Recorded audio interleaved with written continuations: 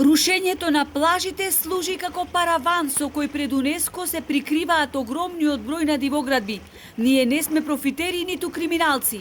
Не е точно дека не сме ги подмирувале давачките кон државата и општината, откако ни истекоа договорите за концесионирање, реагираат до вчерашните концесионери на изјавата на охридскиот градоначалник, кој ги обвини за узурпација и злоупотреби во работењето, за што остварувале приходи кои за 4 години достигнувале сума дури и до 190 милиони денари.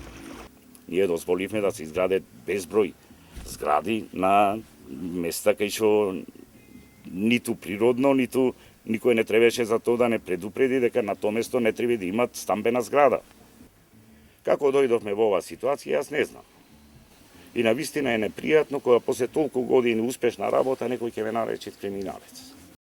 Значи сите обврски према државата, даночната пријава за 2019, 2018, 2020 година си е прифатена и си се уплатени средства на основа на даноци, придонеси на плати и така натака. Значи не може да биде криминално работење. За веродостојноста на обвинувањата на Георгиевски дека на нелегален начин концесионерите остварувале фрапантни суми приходи, побаравме информација од УЈП и Пазарниот инспекторат. А еве што ни одговорија.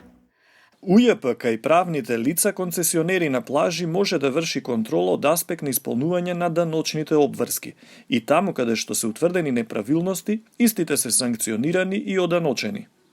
Работењето на диво е општ поим и опфаќа повеќе ставки за да се нарече со таков неправен епитет, велат од Државниот пазарен инспекторат. Добивањето концесии или постоењето на така наречени дивоградби е во опфатот на работењето на општината.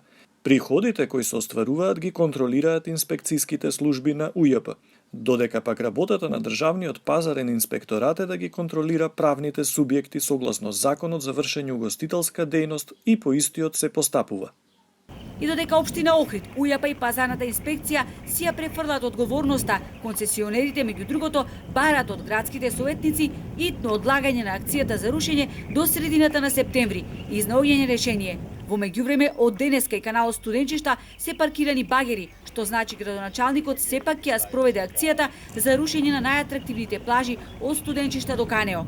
Иако тој рече дека од денес угостителските објекти на плажите ќе ги затворат, но тие денес работеа.